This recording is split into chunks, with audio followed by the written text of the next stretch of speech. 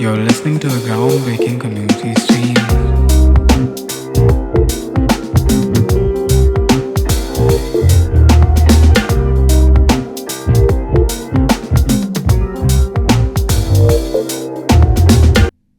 Hi, this is Q Live and Direct from Delhi. I hope you all are having a good time. The groundbreaking community stream is doing a comeback with full force after a couple of months of hiatus. The website is up. Check out the website and maybe you can give me some inputs. And also, to make this a better space, you can shoot me a mail mentioned on the website and in the description. If you like what I'm doing here, you can also support by hitting that subscribe button. For this episode, I'm really stoked to have Sushant Vohra as our guest. He's a good friend, champion designer, and a creative powerhouse who's really making a difference from his work, ideas, and collaborations. We'll take a peek into his journey of design and gonna talk more about design and a series of events that led him to where he is. Welcome to the show, bro. What's up? That's a grand intro, man. Thanks for having me. Cheers. How it's a Monday. How did your Monday go? What time is it there? Mondays are usually a lot of meetings. It's 10 p.m. right now, so it's usually a safe time. I just had dinner. Yeah. Good to see you, man. Good to catch up. Good to see your face. Yeah, I mean, here, or good to at least hear you. yeah, same here, Sushant. How's it going? What's up? What's happening? Yeah, I recently saw your stories where you were going around United States. How was it? Yeah, we just wrapped up our holidays. November onwards, it's usually downtime in studios. A lot of people take vacation time. Uh, Traveled across the country. We took 7 days in a car and we traveled all the way from New York to San Francisco, stopping at different cities in the middle. Yeah. Yeah, and recently I was in Florida as well. Yeah, it's been a lot of travel, but a good break. Yeah, definitely. So yeah, let's just start with the your school life. Just little go through about your school life and what maybe led you to decide that you wanted to study industrial design, or where did you study? I studied in ISD, which is the same college as you. Yeah. I did industrial design. So for the people listening, it's 5 years of industrial design master's degree course, and it's based in Pune in India. And the program is structured in a way that first you go through foundation studies till your third year, and then you do more advanced studies in the last 2 years. And during that 5 years, like you also do internships. So a pretty full. I'd say like it's a full-fledged program. Yeah, that's probably my only design education. Yeah. You when you were in school, when you were in your 10th grade or 11th grade, you had an idea that you will be applying for a design school, or considering you were as much as I know you, you were always into art and making. So you had an idea about that you wanted to study design? Yeah, I mean, it was certain that I wanted to do creative studies. I just wasn't sure if it was going to be design because, simply put, I wasn't aware, nor was my family. And back in 2012, India, the design education system, or whatever the design market for, creative studies, was very dormant. I'd say my exposure to design was right when I started looking for creative studies, and it was more like, okay, I'm not going to do engineering. I'm not going to be a doctor. I can't be a lawyer. I mean, or rather, I didn't have interest as well as caliber to sort of pursue these fields. So I started looking into creative studies, and architecture stood out. Since I was a science student, there were elements of maths and physics that you combined with, like your creative side, and you could potentially become an architect. And also, architecture has been a pretty established field. So my parents were like, "Yeah, you should try for architecture." And as we were exploring, new fields popped up. We discovered industrial design, product design, transportation design, animation was one. Just long story short, I just felt like making products was interesting to me, making things, because I imagined like, you can make anything. Whereas if I were to take architecture, I'd be pretty much limited to spaces and buildings, maybe, or houses, whatever. Um, Similarly, if I were to do art, I just thought like it maybe didn't have a lot of purpose. So, I mean, through process of elimination, it just seemed like the right choice to go for industrial design. But I'd be lying if I say that I was definitely clear that I wanted to do this. It was a little bit of a gamble. Like my parents were very supportive, but yeah, at the end of the day, creative studies are very subjective, and it might work for someone. At least, like when I look back, I'm like, whoa, man, I really didn't know what I was doing. I just sort Yeah. of walked into it. Yeah. How was your foundation years when you were kind of diving into this new field?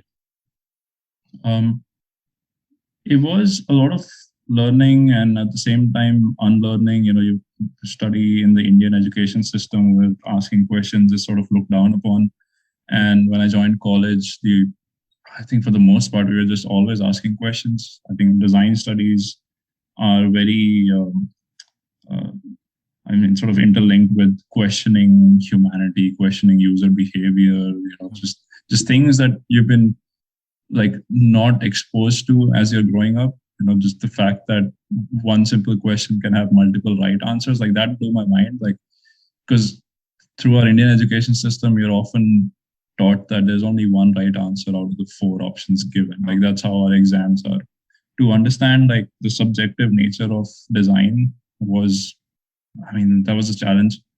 So the first 2 years were really just like wrapping my head around this. I was like decent at sketching. Like I could Yeah. sketch and express, so that helped at least communicate what I was thinking.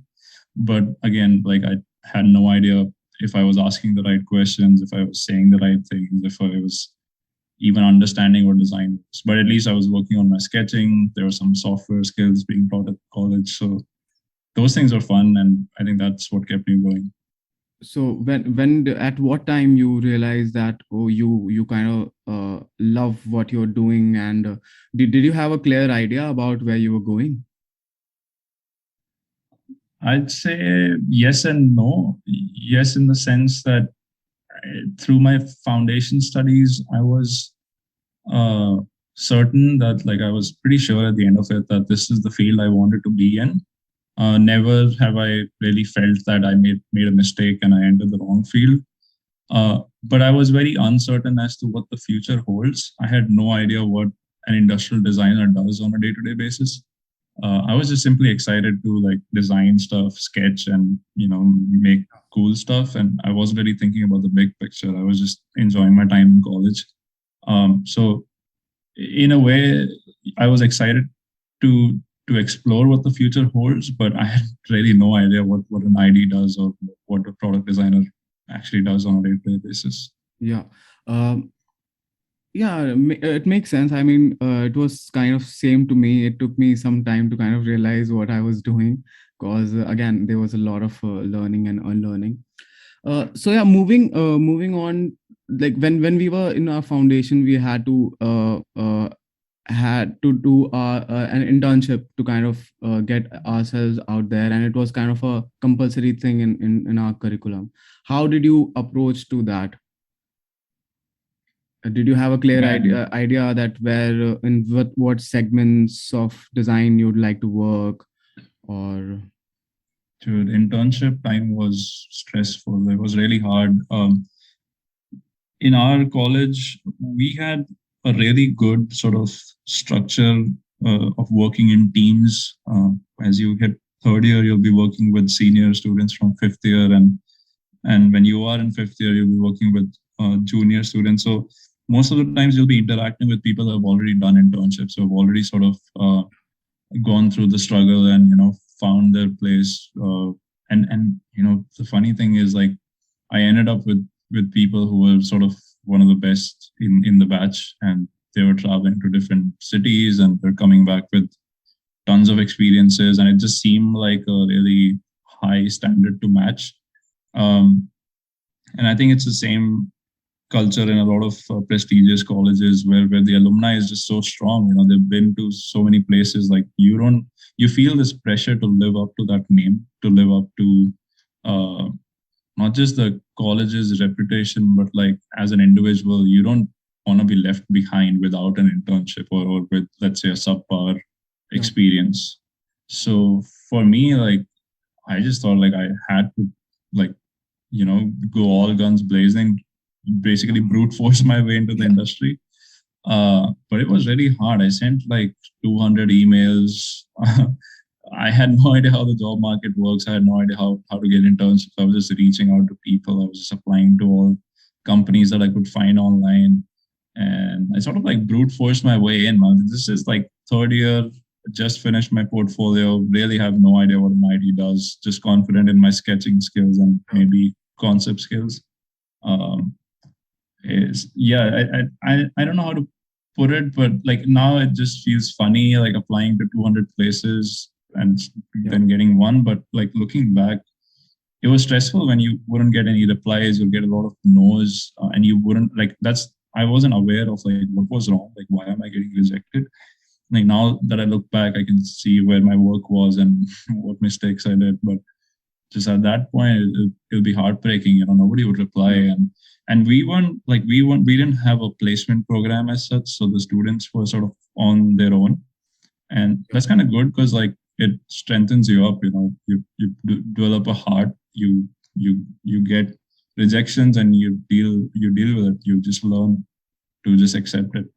um but then I was lucky enough to move to Hong Kong for 6 months. I was interning at a place called Steelcase, which is the biggest Yeah. office furniture manufacturing company in the world. And when I came back, I was just my mind was flipped. I had this awesome experience, learned a lot, struggled a lot, like super challenging. But when I came back, I think that's where my design journey actually started.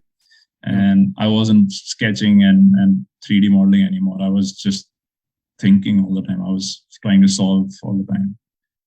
And then towards my final year, this whole process of getting internships got better because I understood what design was, at least slightly better than my previous endeavors. And this time I applied to like maybe 20 or 30 places. Again, it's a mixed bag of positive and negative replies.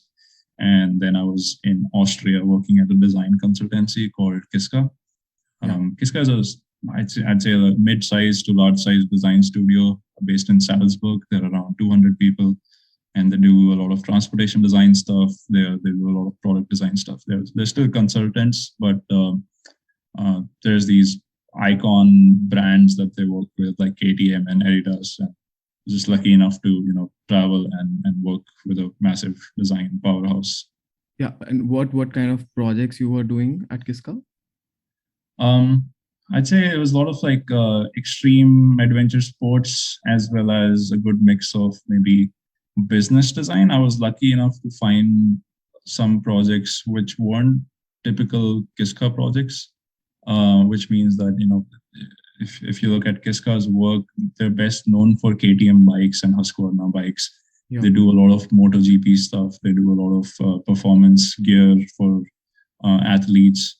Um, while I enjoyed that in bits and pieces, I was lucky enough to find myself on a business service design project, which was more of a, you think about a company with sort of a dying product, and um, how do you turn the business around and how do you figure out new strategies to sort of reposition them. And that came naturally to me as opposed to, just making another bike part or let's say another uh, soft good.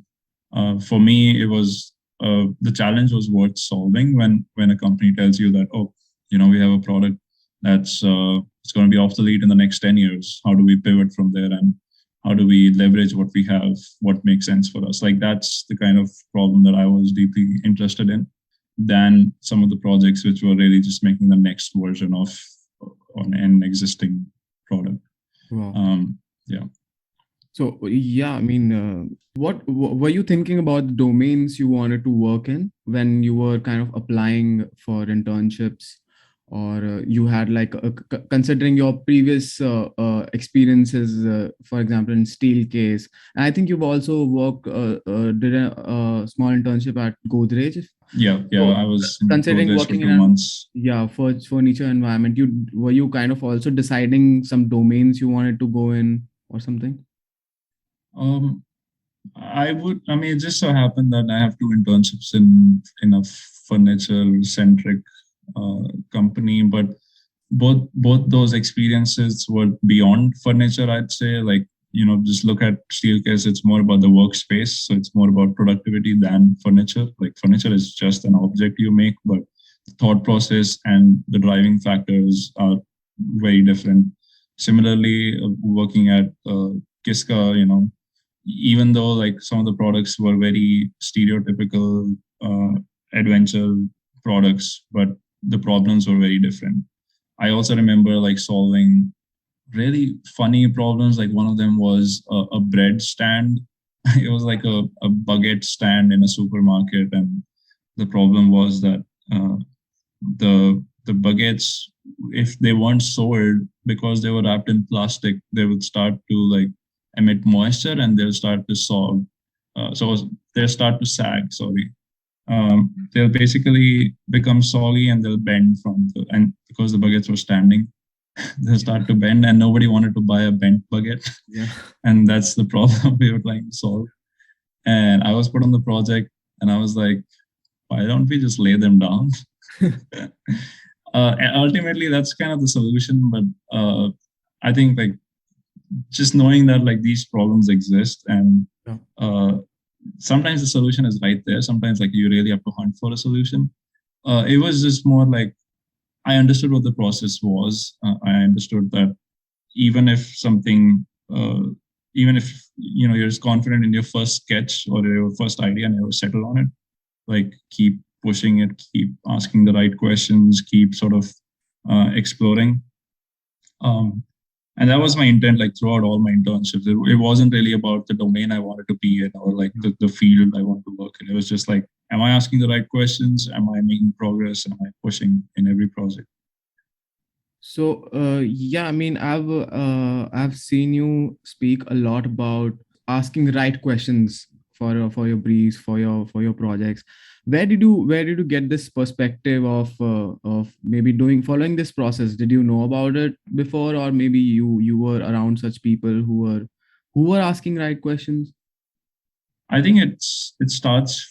I mean, for me personally, it comes from asking the wrong questions. Like I've oftentimes spent hours just questioning things that just don't matter.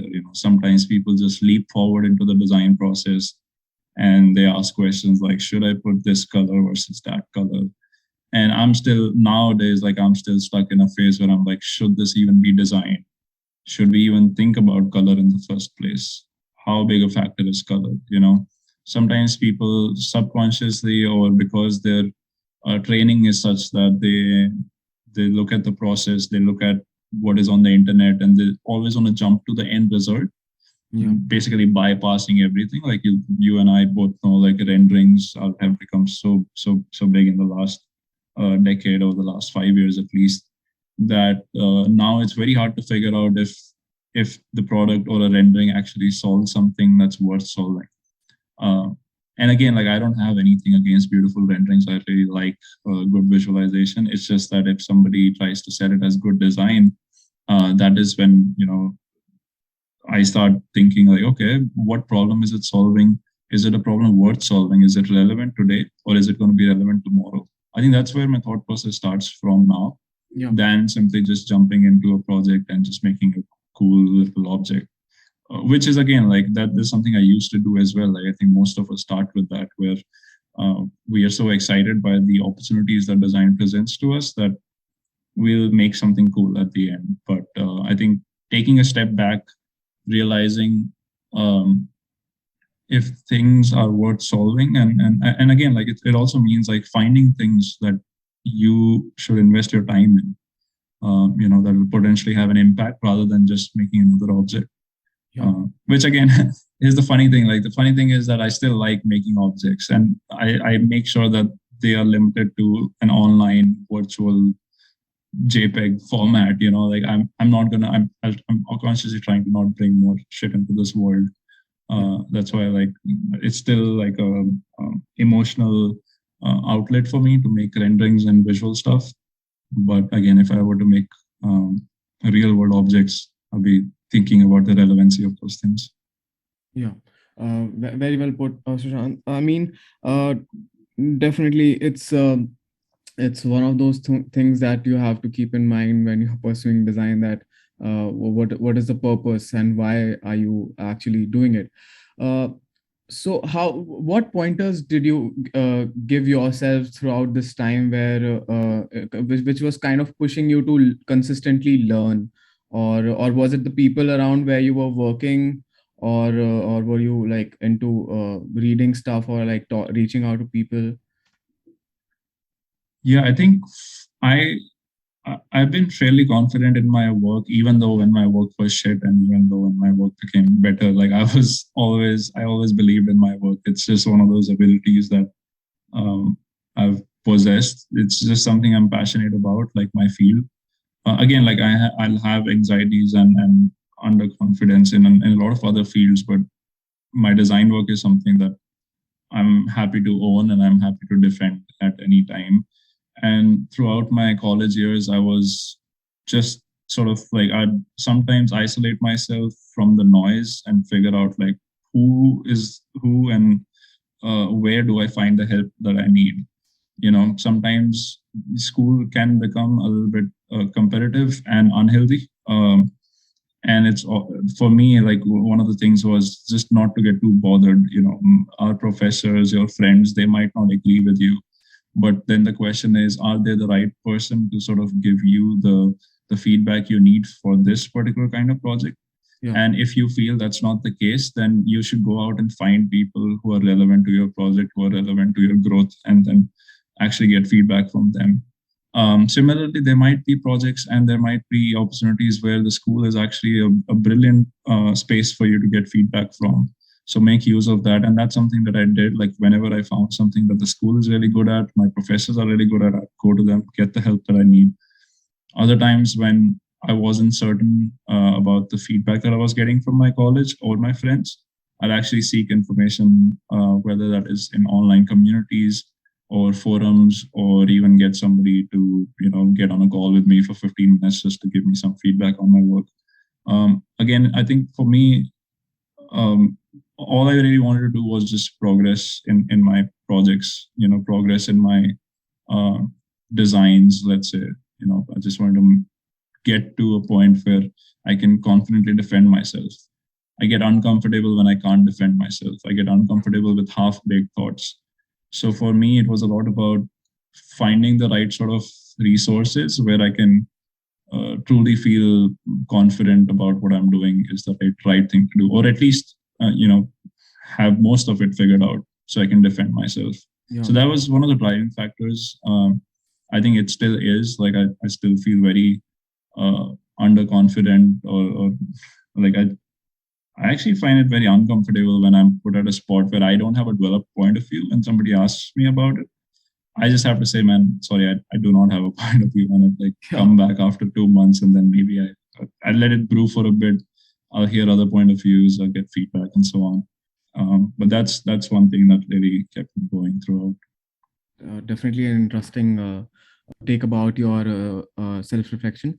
Uh, what would you like to talk to people who are maybe feeling the same way, that they are maybe not confident about their work, they are kind of figuring out design, considering at this stage we have like more distractions on Instagram, people making beautiful renders. What would you like to tell them about getting better at design, for example, or maybe finding their way, what they're really diving at? So I think that's a very important, relevant question and sort of a problem, in at least in the younger student to young professional demographic, where you get swayed away very easily. And that's because you do not have a developed point of view. Like, so same for me as well. As I was growing in my college years, I didn't have a developed point of view, and I I'd constantly let my mind either get distracted or shift from one thing to the other. And again, like you kind of need to have a lot of like self control. I understand like a lot of people don't. I also had to learn it, in some way or the other. When deadlines were coming close, I'll be working full nights and full weekends to finish my work, because I'd simply be distracted before. Some of my friends and some of our common friends were really good at time management, and they'll finish like they'll be the first ones to submit their work. They'll be the first ones to have everything figured out. In some ways, it's harder today because it's not just your colleagues and your friends doing the work, especially if you're a student.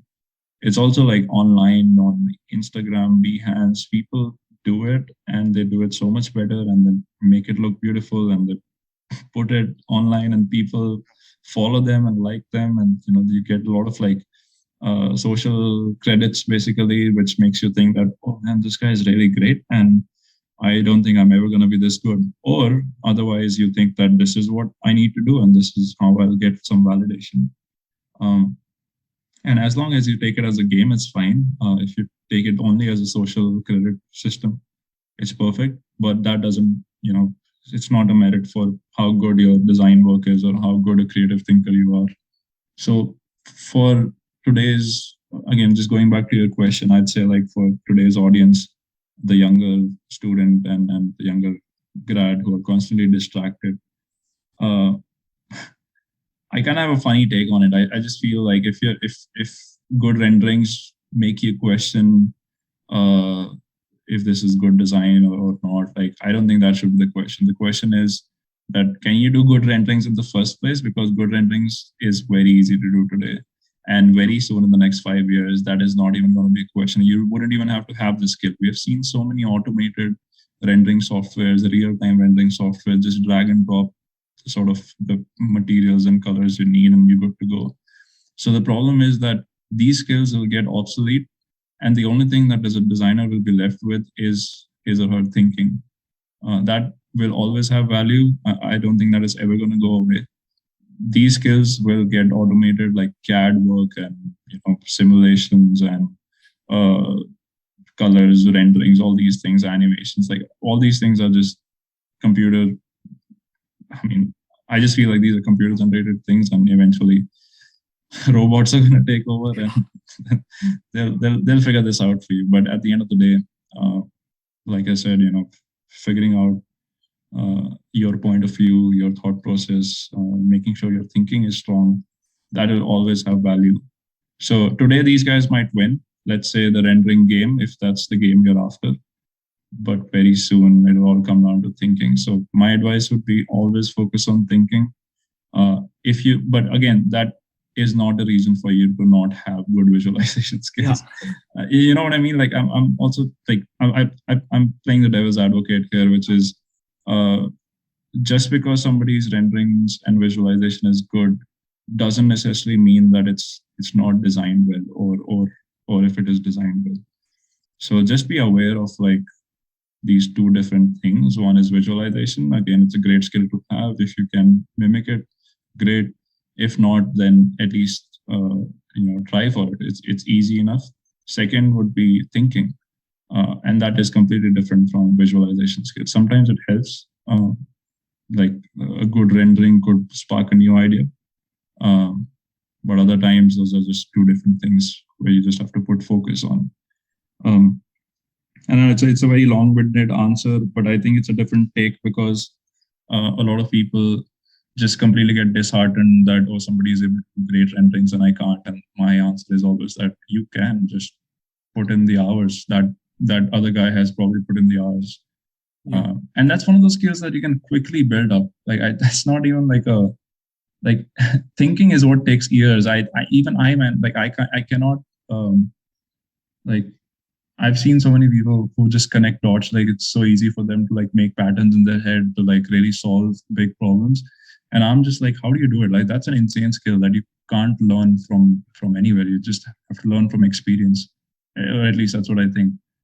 And yeah, I just feel like that's one skill that you should really feel disheartened if you don't have that, because I constantly feel disheartened that so many people can think so wonderfully, and I just Yeah. yeah, I strive to be there someday. How do you think you develop your thinking by maybe like by doing different things and like by failing at them you learn them, or you try to find a solution first beforehand to kind of go forward in your project? What is your process to be, let's just put it this way, what is your process of design? How do you follow it? Yeah, that's a wild question. I think it differs project to project. Generally speaking, like I spend a lot of time like in my head in the sense that I just process the brief, or like process the theme or intent, or whatever the starting point is. I process that a lot until I let it also sit there, brew for a while. uh, I'm somebody who doesn't act on my first instinct. I sort of learned that discipline over time, where I've realized that, like, for me at least, the first sketch is going to be the worst. uh, and again, like, that's not to say like that's how it is for everybody. Some people have really great intuition, their first sketch is the final idea. For me, I just figured out that doing so many projects, my first sketch or first idea is usually the worst one. My first thought is also just weak, and like I said, it just makes me very uncomfortable to sort of have these weak, underdeveloped ideas. So I'd eventually, like, when this thought or the starting point, I let it marinate for a bit, and eventually, when it comes to sort of, let's say, it evolves a little bit because I become more aware, I'll start to read and start to ask questions, start to include that in my conversations, do a little bit of research. I just want to make sure that the space that I'm thinking about is relevant. Again, like, that's also one thing that gives me sanity, which is that I'm thinking about relevant stuff. Like, again, like, I'm not, most of us, like at least me, like, I generally consider myself fairly dumb, but when I focus on something, like, I just completely go inside that zone, and I feel like my brain has limited power, so like I should put that in the right context.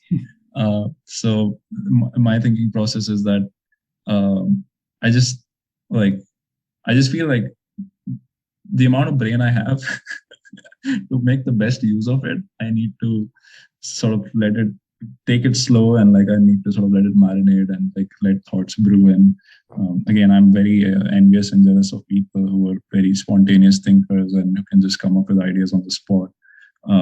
While I can do that, I just know that those ideas are going to be pretty shitty. So yeah, generally speaking, I let thoughts marinate, do my research on the side. Before I even act on it, I just want to make sure it's relevant. So that's sort of the discipline that Yeah. I'm learning, and I'm trying to sort of like make it work for me. Wow. So that's the start of the process, and eventually, I think it's the same. Wouldn't bore you with the whole process. We, as designers, we do our ideation, concept sketches, and eventually you like something, push it forward, you test it out with friends, family, or whoever your target user is, and yeah, and then make it happen, whatever the end goal is. Yeah. I mean, definitely you have an insightful process, Sushant, because I also get a lot of difficulties to kind of plan a project, and sometimes how to thinking about when you also have a project where you have to think about the process and how you have to divide them in phases, for example. So yeah, this leads to the next question about how about creating YDI. So for the people who doesn't know, YDI is a crazy wild design community based on Discord. You want to talk more about it? How did you start, and what was your main idea behind kicking off something like this? Yeah, so Young Designers India has been around since, let's say, March 2020 officially online, but it has been in my head for at least the last 4 years. I've been sort of, again, like, I've been marinating, letting this idea marinate, letting this sort of idea of community for Indian designers brew in my head. And so, generally speaking, what YDI is sort of my answer to uh, how we can uplift and sort of make the younger designers more aware about design in general, but more so design in India. design abroad, the cultural relevance of design, and just generally speaking, everything around uh, just different design spaces. So everything from education to to career to working to freelance to all these things. Generally speaking, it's very hard for a younger designer to navigate the world of design. It's not a common field. Maybe today there's more awareness online, but at least like when I was starting, again, like I said, I didn't know who an industrial designer was, but for us, in our families, we'll have engineers, we'll have businessmen, we'll have potentially some doctors and lawyers, and again, different fields that are more common. And you can sort of trace the path that an engineer would take or a chartered accountant would take, but it's very hard for creatives to figure out what a designer path looks like. And that is in some ways still present in India because the level of awareness is low. I feel the design market is very dormant. Um, Even though there's a lot of colleges, the level of education I feel is still um, not as competitive as some of the global powerhouses when it comes to education. So, just generally speaking, a lot of these problems combined, like the answer is simple. People have made it, like people who have gone and done this journey or like moved, navigated their way through the career, like connect them to the people who are navigating their career or navigating the world of design. It's hard out there to be by yourself, especially in a highly collaborative yet competitive field. So if you're stuck in isolation trying to figure out design and the world of design, I think it's a lot to take in, and it was for me as well. Because not only you're worried about like your project work and your portfolio and the things, the skills that you need to develop, you're also worried about the actual scope of design. Like, who are you going to be in the future?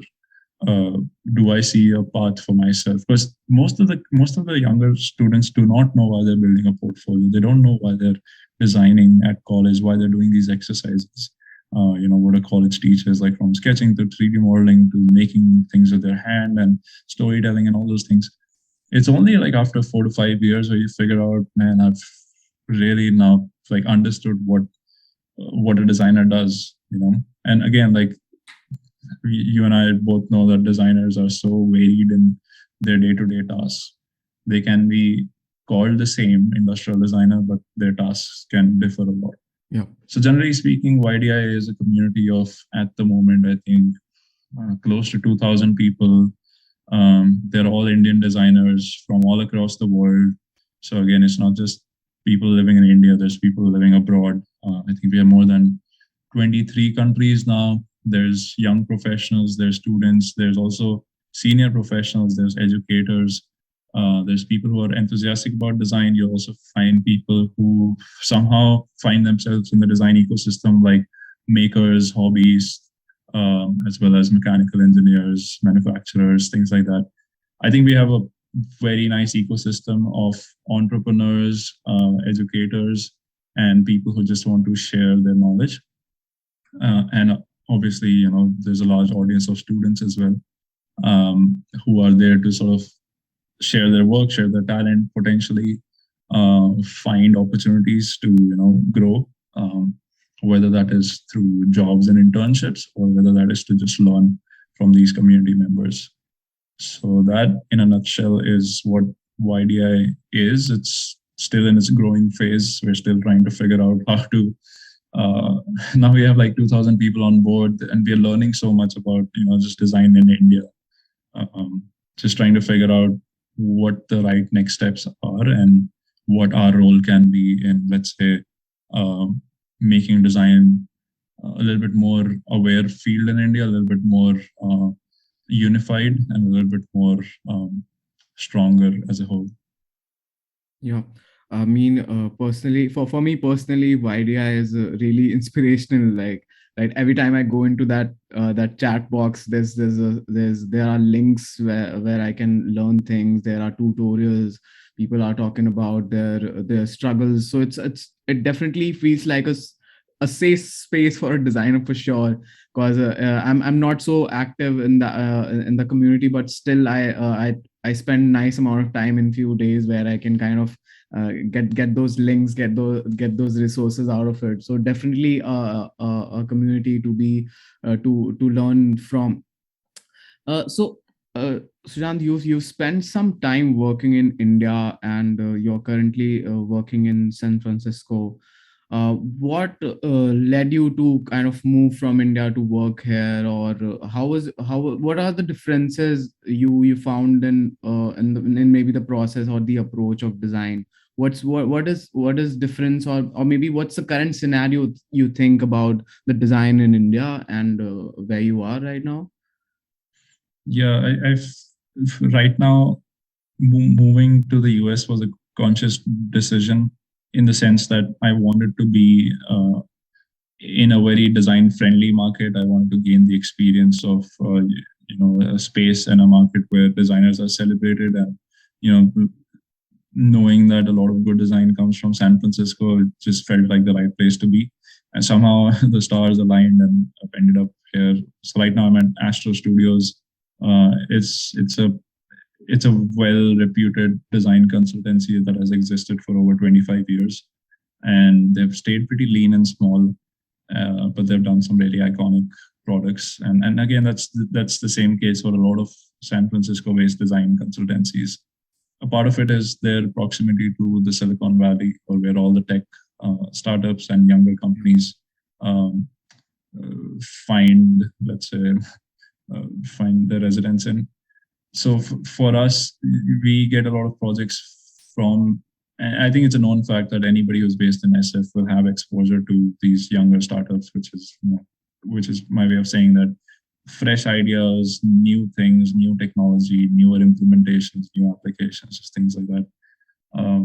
And I wanted to be at the forefront of it. Like I said, I felt pretty good about my work. I felt confident about the things I wanted to do. Maybe I don't have the clarity of where I want to go, but it's more about giving myself the best opportunity. Like I said, I was lucky enough to be here, be a part of the team, and start learning here. Now coming to the second question, which is the differences between the Indian and the American context. Generally speaking, I feel the problems here in the US are very business driven, in the sense that it's not a matter of life and death if I make the next VR headset or not. So the problems that we are solving are to do with, let's just imagine like a brand who has a dying business, um, or an irrelevant product. How do we make it more relevant? Or let's just imagine, and again, like, these problems sort of seem luxurious, for companies with millions of dollars to just throw at a product or throw at a consultancy and make something happen. But at the core of it, there's a lot at stake. Especially the big companies, their stock could go up and down from a failed product, from bad revenue, things like that. And when stock goes up and down, economies get affected. I'm not saying that a product designer has a direct role in stock or the economy going up and down, but just imagine a failed product or a failed uh, revenue share out could lead to a lot of carnage for a company. Yeah. In that case, the Indian context is just not ripe enough to have that much responsibility, or the designer in an Indian context is not put at that much stake right now. A lot of Indian startups are not hardware centric. They do a lot of apps, they do a lot of engineering solutions, but they're not design centric, which means that even if they have a physical product, they're not really focused on the design part of it, which makes complete sense. Design, I think, is still luxury in India. Even though it shouldn't be, we talk about how design is like, think about the user and make things about that help humanity and that help humans navigate their lives. But I just feel like India scenario is very difficult to design for.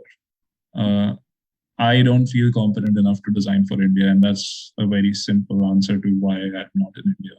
Yeah. I just feel like Indian context is very nuanced, very difficult, very. I think culturally there's so much intertwining happening. Like it's very hard to figure out like who your user is. Like Yeah. it's hard to figure out like these different backgrounds people come from. whereas here in the US, where uh, generally speaking, as from an Indian perspective, there's a lot of luxury, there's a lot of things that are just given to you.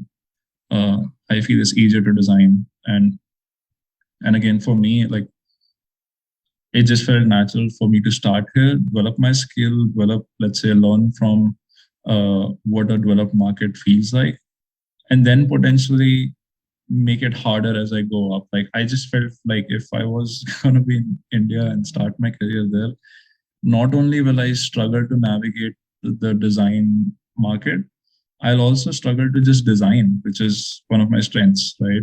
Because I know it's hard to design for Indians or the Indian context, especially where they don't give you money and they don't follow the right processes. So it's a mix of like, I just find it very difficult to design for India, and we can talk about that deeper if you want to. But I just, yeah, I just want to develop my skill here, focus on the core of designing, just maybe make my process stronger, maybe even have experience of seeing products launch, um, and just watching at least life cycle of a couple of products before really diving into the extremely difficult Indian context. Do you think that YDI has a role to play in to kind of build that awareness about the growing design industry? And do you think that this is the time where the design revolution is happening in India, or maybe do you think that there's some time where it's gonna hit? I think that's a good question. I I don't know if the revolution. I don't know if there's a, let's say, like a time frame where the revolution is happening. I don't know if it's this year or next year. What I can say that is people are becoming more aware. I think as we get more globally connected, people have started comparing their work, their colleges to the global atmosphere, which is again good and bad, right? Like different contexts. So it's bad because like the economies are different, the focus is different, the just the lifestyle is different. So you can't be comparing a design job in India to a design job in the US. Yeah. But good in the sense that there are certain basic human needs that need to be met, which is your boss speaks to you nicely, projects are paid on time, everybody is respectful, and sometimes just learning from people's experiences, I felt that in India that's not the case. And again, maybe maybe the people who spoke to really had bad experiences, and I'm sure it also exists in the US. But the more you hear these kind of nightmare stories, the more you're worried about like, is it a design issue or is it just a workplace issue? And that is one thing I've like always sort of valued here a lot, which is my workplace is like the people here are really nice. People I work with on a day-to-day basis are very friendly, very respectful, very vocal as well. That they love to communicate, even if there's something right or wrong. They're the first ones to speak. But at the end of the day, very respectful. And in some of the experiences that I've had in India and in the Indian culture, I feel there needs to be education on how to communicate, especially for creatives. Again, it's a very subjective field, and I think we all can benefit from just knowing how to deal with objection, deal with rejection, deal with a clash of opinions, and I think that's a core of like a lot of like workspace issues, which is people don't want to have the hard conversation. Yeah. So going back to your question, I don't think there's going to be a revolution in terms of like a new wave of design or like design coming in. I think the revolution needs to happen in just our day-to-day culture and in our day-to-day sort of workplace environment. I don't think it's a matter of like more people are becoming aware and more designers are coming and more people want to design or make in India, whatever. I don't think it's about that.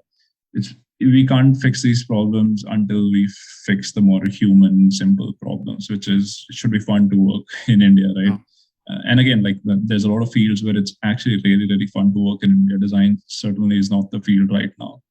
On a majority basis. Again, maybe just speaking in the air, and there's a lot of hand waving, but generally speaking, design is still dormant. All the entrepreneurs or the agencies or the companies who have adopted design, uh, it's just not in our culture to sort of solve these luxurious problems, right? So it comes off as a little bit of a high contrast field to work with. So I don't blame them. I just don't feel we have enough experience doing design in the first place. We are great with arts and crafts, and that's something that you'll see that almost every younger kid can naturally get his hands dirty with just stuff like clay and paper, pencil, whatever. Like we're great with arts and stuff. And people, as they grow up, there's awesome agencies and companies that are focusing on arts. I just feel design is different, and that needs some experience. I'm just saying, like, India doesn't have the experience of designing things, which I think you'll find in Germany, you'll find in the US, you'll find in the UK as well, and Japan, for example. So it's almost like they've done it for a while, they know the process. I feel like India is developing those bones right now. Those jobs are being developed, and at one point, once we figure out like a streamlined system of designing, so everything from what a workplace should look like, or what a good design studio is versus a bad design studio, you know what I mean? Like these small things just haven't been figured out. So it's just very like design studio, design career, but it has to be nuanced. It has to get down to what kind of design studio, what kind of designer. Sorry, that's a very long-winded answer to your question. I think you've talked about a really important issue here, Sushant. What do you think is the do you think the education system is the reason behind this kind of these behaviors, or maybe where kind of we need to learn more about how to communicate and how to take critiques, for example, and not just design but all the creative fields. Do you think that education, because of the education system, we have this issue where we kind of, a lot of people are struggling to explore themselves as a creative and take going a step further? Generally speaking, yes, I do feel education has a role to play in it. I don't know if this is something that can be taught in a book or just said and you have to adhere to it. I don't think it's as simple as that, but I do feel like some version of communication, dealing with conflict, these things need to be talked about, because every day at my work, I need to defend my ideas. Every day at my work, I need to have a conversation where I defend my point of view, I put my point of view forward, and I get faced with another point of view that might clash with mine, but I have to convince them. It's all a part of design. Just, they term it as storytelling. It's just every day you have to tell stories, and every day you have to communicate your thoughts in more convincing manners, whether that's to your team or to your client or to your company, whatever it is. I think those things need to be captured somehow. Like those things need to be, I wouldn't say taught, but at least the conversation needs to be around those things. So I don't know what the answer is, but I think that's a good sort of starting point. Yeah, definitely. I mean, so as you've mentioned, behind the idea of creating a space like YDI and building a design community of people in India, all over the world. Why do you think a design community is important, and how it kind of shapes the market and the prospects of things to come? I think that's a very relevant question, and that I'm going to segue off of what I said before, which is, as the market grows, as there's more awareness, and as we're becoming more globally connected, people need to feel empowered. They need to, like younger designers who often are the smallest fish in the largest ocean, they feel in many cases worthless. They can be replaced easily. They can be, because there's thousands of designers coming up. When I was looking at interns, I didn't know what my internships, I didn't know what my superpower was. I didn't know, like, why would somebody want to hire me? Because there's like 1,000 other people. In my case, it was 1,000, but today, with all the colleges and the amount of design schools, there's like I don't know, 100,000 other people graduating at the same time as you. So how do you like stand out? And generally speaking, I think there's space for everyone. It's just that we need to reiterate that skill and vigor is what is needed. Like courage is what is needed to get into this field and do good. And again, like people can sit in silo and complain all they want. If somebody doesn't get a job and somebody doesn't have a good time in college, they can be bummed out and they can be stressed and whatever. But at one point, you need to take action. No one's going to come and help you. And that's, again, like as crude and in your face as it sounds, I just feel like it is, design is a very heartfelt field, and no one's going to come and pick you up. If you get like sad based on one review or like one negative feedback, then I don't think that's the right field for you. And there's nothing against like people who are emotionally, like they're so driven emotionally that anything against their projects, they'll feel sad about. Again, I'm struggling for words there because I don't want to seem insensitive. But the way I think about it, like, it's a field that needs you to have a strong heart, that needs you to basically have a lot of courage, because you're going to get rejections. You're going to get people calling bullshit on your stuff. You're going to have a lot of people just not liking your stuff. And that's fine, because, I mean, that's fine, right? Like, I mean, a lot of people make music, and sometimes people don't listen to that kind of music. Like, everybody has a different taste, and you just have to wrap your head around the subjective field. So design community basically puts people in a spot where thousands of people with different point of views exist. And if they converse on a day-to-day basis, you will get used to it. You'll get this ingrained in your head that people will have different point of views. You'll start to defend your point of view. You'll start to find your way through things.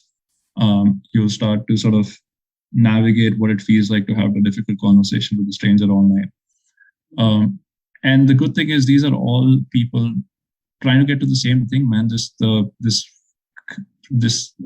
I guess, ambition of making something out of their creative selves, and whether that is money, more designs, or financial freedom, whatever it is, everybody is headed towards becoming better at what they want to do. Yeah. So I just feel like a community needs to exist for these conversations, for growing together, learning together. Because I just feel like it's accelerated when you're all together and when you're put at a spot where thoughts and discussions just are always flowing. Yeah, makes total sense. Talking about music, you mentioned I've seen you play at different events, and I think you are also a part of a music band. You want to talk about it, because I know that you are really passionate about, and the way you play is definitely wonderful to see. So how is it maybe related to design, or maybe how does it help you with with your day-to-day life? And tell us more about your music journey that maybe not everyone knows about. Yeah, so I play guitar in a couple of projects. I call them projects because it's just a bunch of guys making music, and we don't really have a set plan as to where this music will take us. But over the last 4 to 5 years, we've put out a lot of music. I personally have made more than, I guess, like 10 or 12 songs, put out one album, one EP, a lot of singles here and there. And I think one of the reasons I do it is because it keeps it firstly, it's an emotional outlet for me. I think it's a cliche way of looking at playing an instrument, but for me, it really is. Like, whenever I get really stressed, whenever there's a lot of work, or if I'm feeling a little bit lost as to, I'm also not immune to those crises like midlife and quarter life crisis. Whenever I feel like what am I doing with my life? I just pick up my guitar, start jamming, and it's one of those things that gives me immense sort of sense of being, because in that moment it's just me and my instrument, and I'm just making music, and that's what matters. And I make music for hours, man. Like I wouldn't stop. I'll just go, like in my college days. I'd basically go the whole night making music, and I'd be late to college because I just didn't sleep the whole night because I was making music. And I remember like I'd sit, we'd we'd be having a class, but I'd be sitting on my laptop with my headphones on, mixing that song basically, which I made yesterday. And it's one of those things, like I know I'm not good at mixing. I'm not good at a lot of things, but I just want to keep doing it because it gives me a sense of being. And yeah, like I said, it's one of those things which somehow has a lot of value in the process itself. So it's not about the final song or the final product. It's a lot about like making the process of making it, like layering things. Like for example, for me, I make a lot of metal music, and uh, that means there's drums I need to figure out, there's bass guitars, there's maybe synth or piano, like all these different layers. How do they come together? And in some ways or the other, it's sort of like how design works. I try to leverage some of that thinking in a way that okay, now which listener am I making this for, which is the same thing as like what product, who is this product for.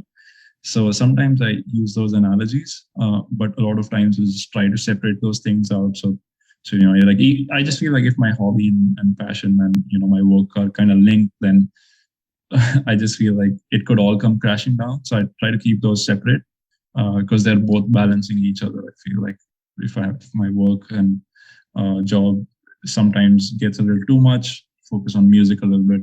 Similarly, if music, I'm doing a lot of music and maybe not focusing on my work, try to balance it out. So that's that's generally speaking how I look at it. But I love playing music, man. Any chance I get, um, yeah.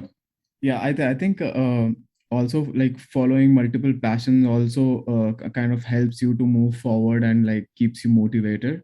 I think I see music that way, right? Because it also kind of an not maybe not an escape, but like a space where you spend some time doing what you really like. So Hugh, have you ever had to give your own shout out for the music that you do? No, I've never got a chance. I think I'm still learning. I love to DJ. I love to DJ. I love house music, and I think my music also helped me to become a lot better in my work, and also become help me with my anxieties and again day-to-day crisis.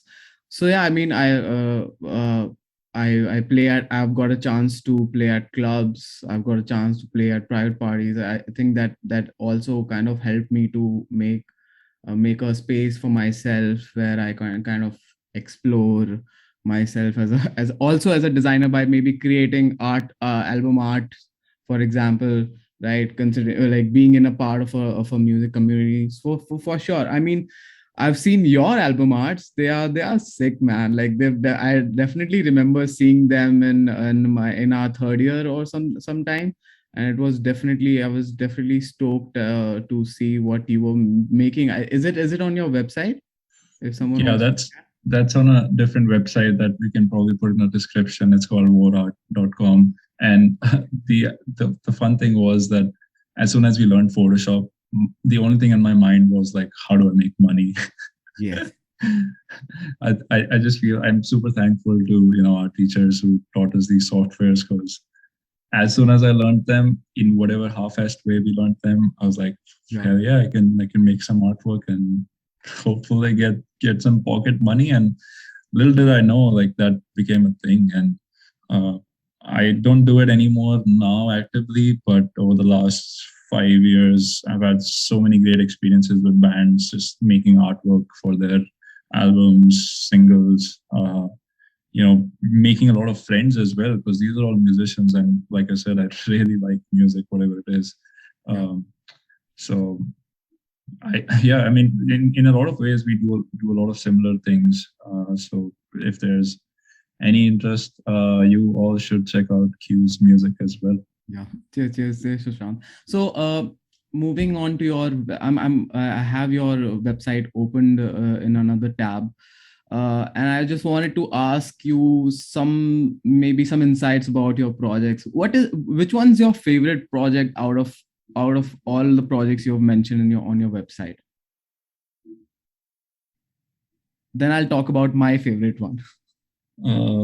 Yeah, I think I love the gaming one, the gaming controller, because it was we were in college when you were doing it, and it was definitely a kick-ass project I loved. And also your Deets collection. You want to talk about it? Yeah, I can. Let's talk about the gaming one. That's also one of my favorite projects. It's I think 4 or 5 years old now at this point. Um, but I remember when we were in college, this was like final year, and we all had to sort of we were given the freedom to choose our own brief, and like whatever you wanted to design is just go through the whole process by yourself. Our professors were very nice to sort of give uh, very like I mean focused feedback on what everybody was doing without giving generic feedback. Super nice. Um, I was interested in the field of interaction, and somehow like gaming spoke to me because generally speaking, gaming is a two-way interaction, right? Which is you do something and something happens based on that you do something, and it's very different from reading a book or watching TV, which I consider one-way interaction. Um, and again, like just looking at different forms of entertainment, I was just sort of like feeling a little bit lost in terms of like why everything is about the best graphics and the best sound, but not necessarily the sense of holding, feeling, and moving things around, which arguably is what gaming originally was, with physical objects. Ping pong, for example, initially started off as a physical object. And again, the first controller, sorry, not the controller, the first console by Atari, those always had like pronounced, exaggerated buttons and joysticks. And I've always thought like there is some value to these tangible experiences. So the whole project sort of is a journey of like how I make that tangible experience, that feeling of holding, gripping, moving things around, a little bit more relevant in today's world, without actually putting a lot of focus on uh, these newer technologies like VR, AR, or just graphics that go on to 8K and so on. So yeah, if we can probably put the link in the description, but the idea is that you get to make your own controller. So for me and for a lot of people, as I went through my research, gaming is about creativity, it's about challenge, and it's about escape from the real world.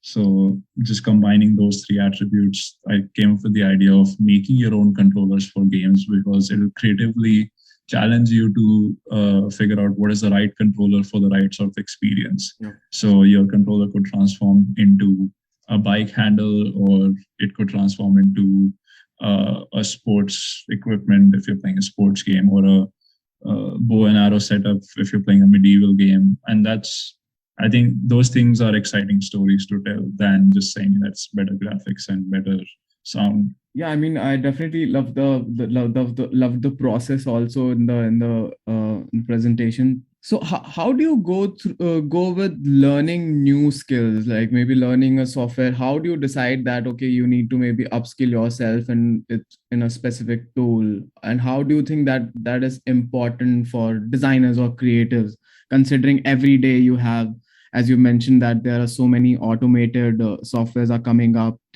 places like Adobe is working hard on creating a space for non-designers to create visuals.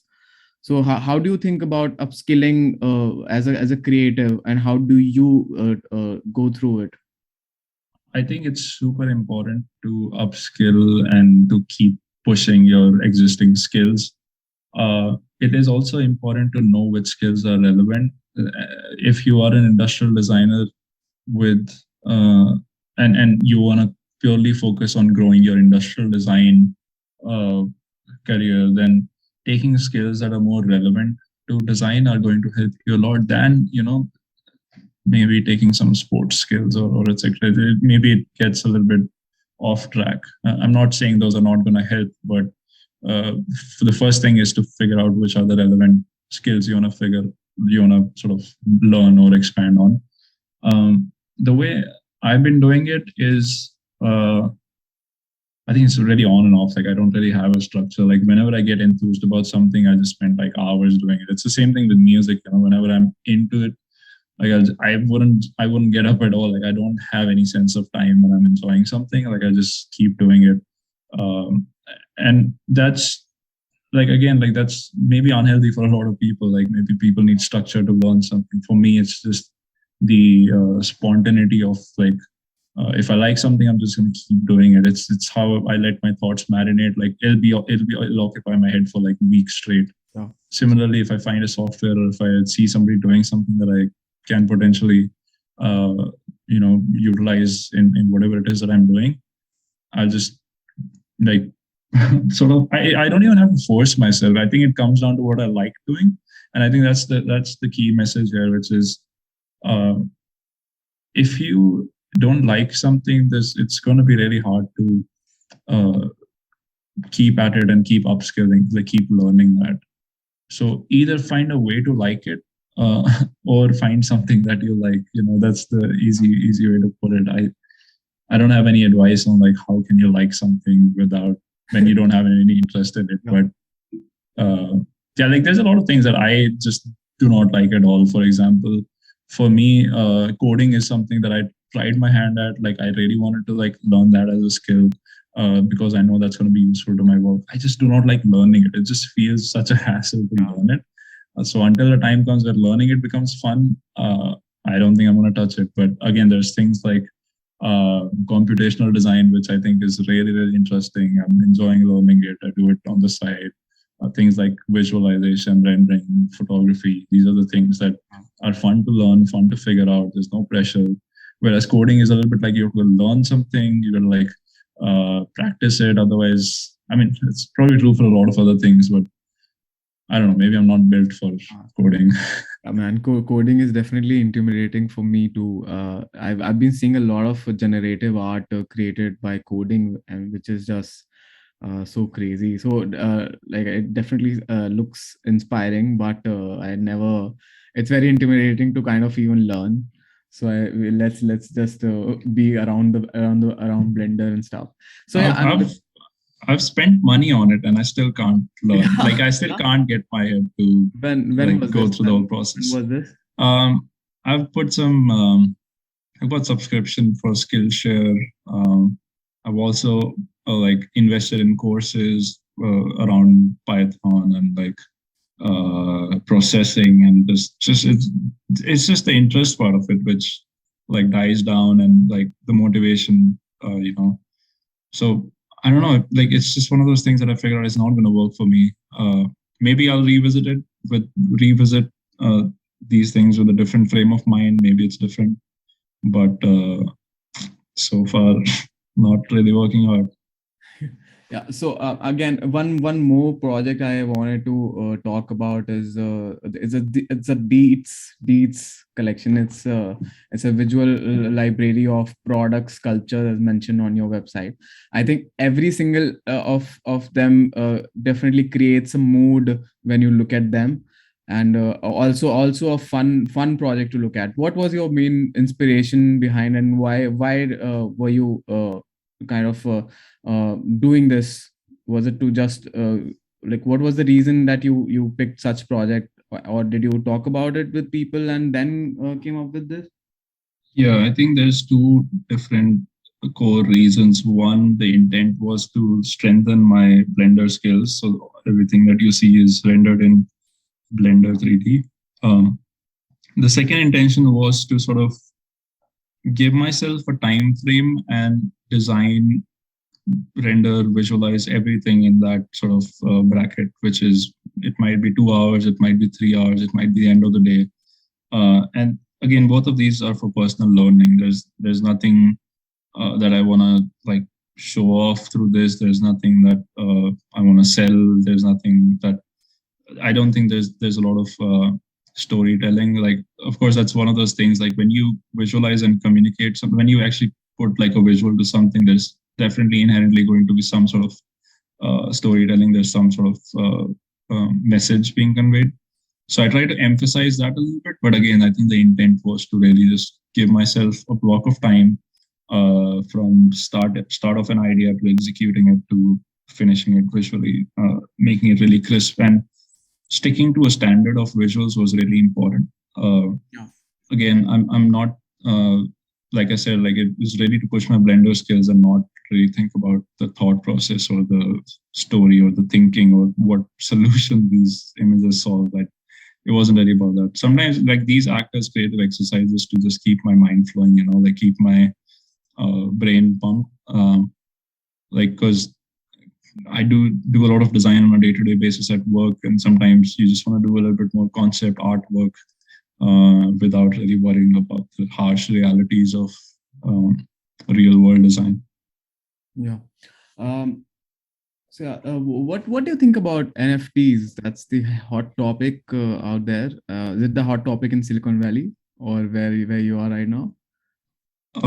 I think yeah, crypto is definitely a hot topic here. It feels like it's always going to be a hot topic. I feel like till the time we will have these accidental millionaires, everybody is going to talk about this.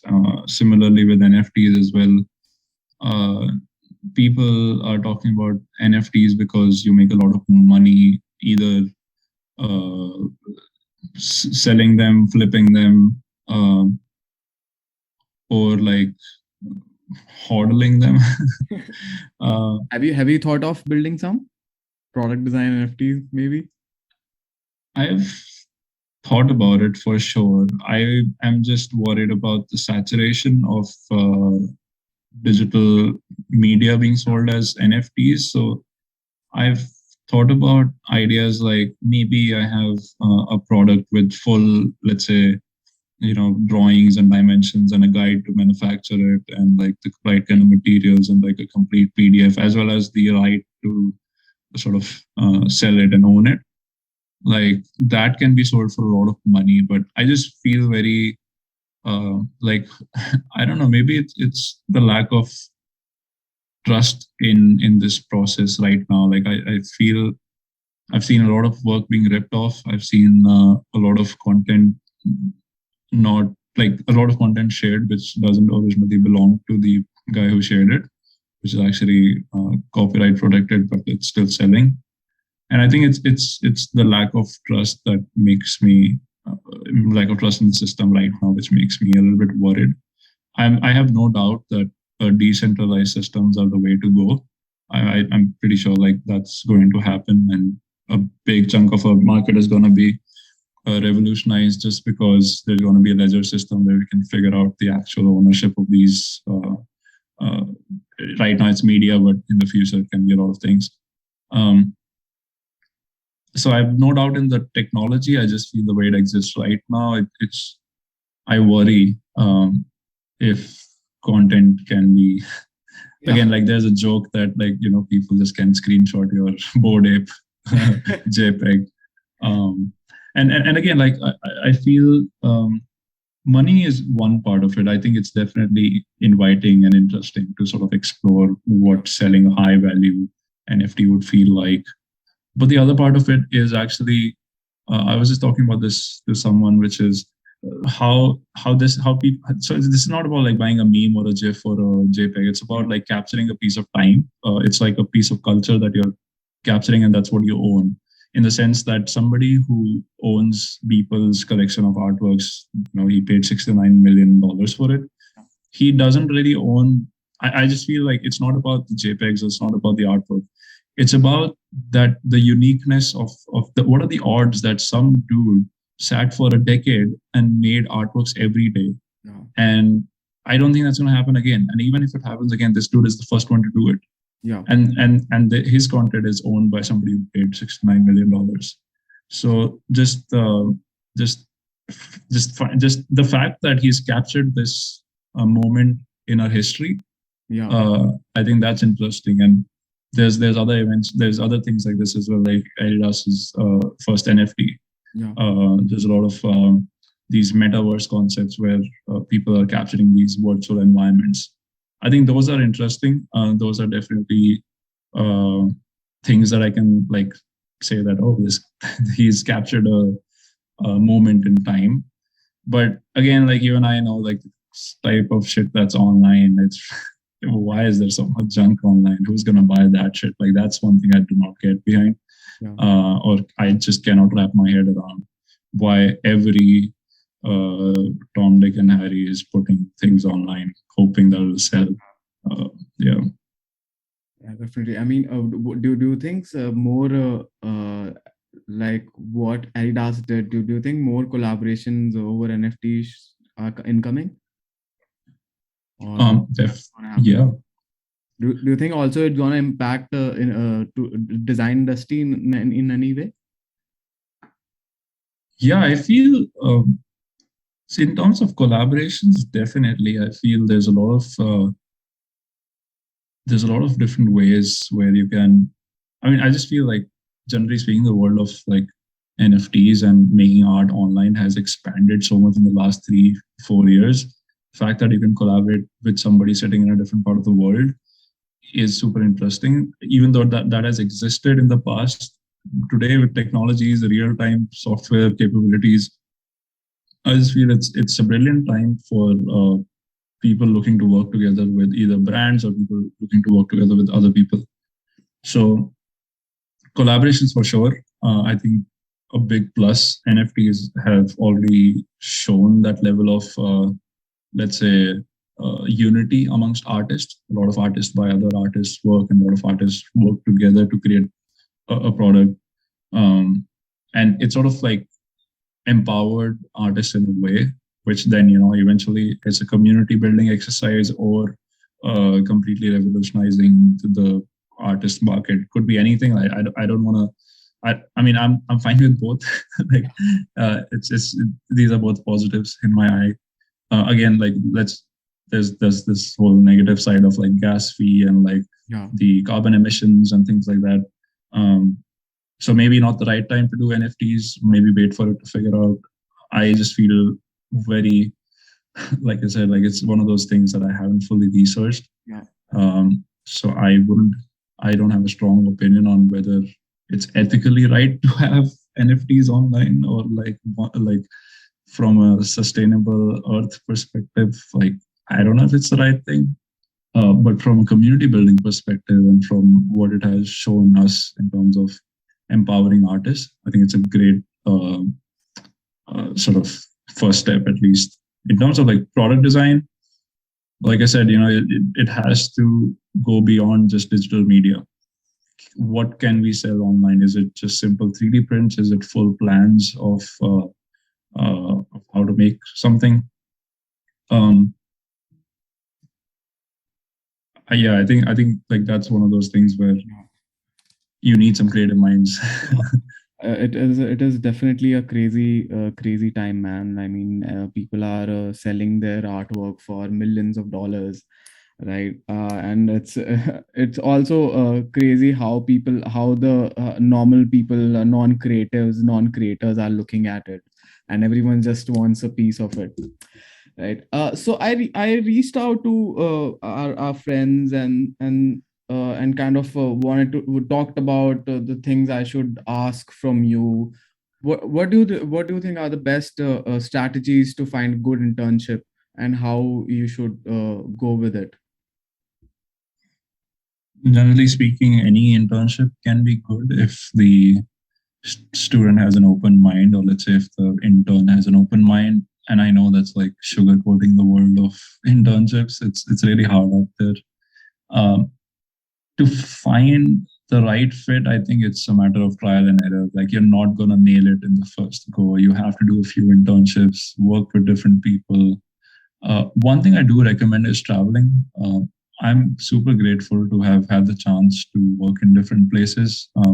It's more about the culture and living in a different world and potentially trying to speak a different language. You're on a day-to-day basis, you're interacting with someone who just has a very, very different background than yours.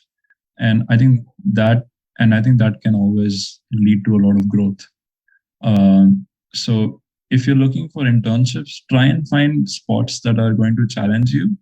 As an intern, there's not much relying on you.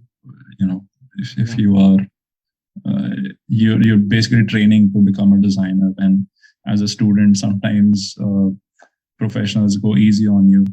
So maybe not easy on you, but at least like you're not the soul of the company. So you are allowed to make mistakes. You're allowed to learn. I think that's the core of what makes internships really fun. So treat it as like that. So treat internships as more like a playground. Try and do more than one internship because you get to work for different people, different backgrounds, different projects, and all of that adds on. As to how to score an internship, personally, I feel it should really just rely on your work. Like make your skills stand out, make your work really strong.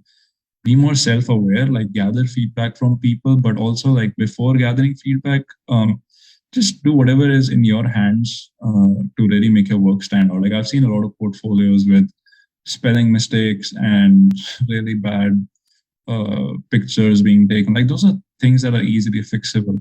So spend some time online, look at good portfolios, try and like get it to a level where you are proud of your work, and then get feedback from professors, friends, other professionals in your network, and then just start applying. And as you have conversations with potential uh, hiring managers or like potential internship spots that you're eyeing, try and figure out what your day to day will be like. I think that is the most important thing than the longer goal, the larger goal. Don't worry about like, oh, how many projects will I work on, or like at the end of the internship, will you give me a certificate? Those things are not important. What matters is on a day to day basis, do you picture yourself doing exactly what is on the bill? So that I feel makes for a successful, if you're on board, if you're the right fit, I think that would make for a successful internship experience. Yeah, you made it very simple to hear, Sushant, and I think I definitely agree with whatever you said. What do you think are the important traits to be a designer in 2022? Oh, that's a good question. The OG skill of having empathy, that's always going to be there. Uh, I feel knowing what tool to use when is super important. Right now, there's no shortage of tools. Any company or corporate or wherever you go, everybody's aware about the different tools. Whether they use it on a day-to-day basis, that's a matter of company policy and just general technical knowledge. But you should at least be, as an individual, be aware of which tools make the most sense. And I'm also talking about like these analog sort of thinking based tools, whether it makes sense to brainstorm something or whether it makes sense to sit in isolation and think about something. Yeah. I think having that level of awareness to really make your work efficient is what is important. And I'd say the third one, and one of the most important ones, is how can you save money and time on a given problem or a project. I think that's a skill that's becoming more and more relevant for corporates, for us as consultants, for freelancers, and again, just the real world problem. We still have COVID, but over the last 2 years, there's been people trying to figure out solutions for so many new things that we find ourselves in the middle of. So I just feel like it is increasingly becoming important to make things faster, quicker, think faster, think more efficiently, cheaper. And yeah, so generally, just to sum it up, I'd say the first one is always have empathy for humans or for whoever you're designing. Second, uh, know what the right kind of tools and systems you need to follow to get to your solution. And I feel like have ownership, do tell other people what you're doing, own it, like make sure that you're not doing all this in silo or like in isolation. Tell that you figured out this thing which makes it much, much better to do something. And the last one is, now you've figured out doing things efficiently, try and figure out how to do it quicker and faster and cheaper. Yeah. I think these, and I know there's no like shortcut to these like these things, but I just feel like knowing and being self-aware about these 3 pointers will go a long way in the future. Yeah. Very, very interesting notes you've shared with us. So yeah, that leads us to the last question of our podcast: how you'd like to be known. I know that you're already very doing very inspiring work with the community, and also the kind of work you're doing is always top notch. How you like to known out there, maybe in next few years, or if you have a goal, near goal in your mind? I think that's a very interesting question. Something I haven't thought about, so bear with me here. I feel like right now, the way I exist is uh, on track to where I want to be, in the sense that I feel that there is a little bit of voice in the design community. It's small, but I personally feel it's relevant. I'm very culturally driven.